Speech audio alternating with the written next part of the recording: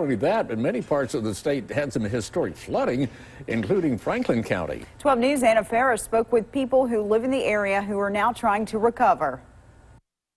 The man who lives in this trailer behind me says he woke up early this morning to it nearly 4 feet underwater.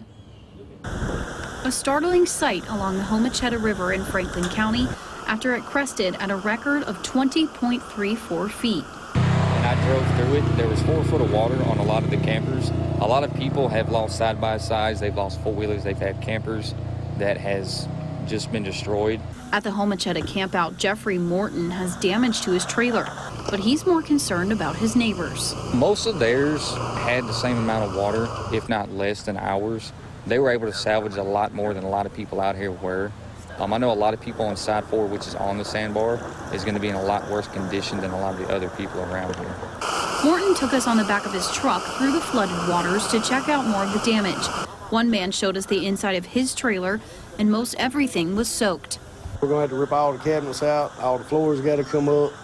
We got to cut the walls, cut the insulation out. Back in the last flood they had down here, it got 18 inches from the bottom of the camp.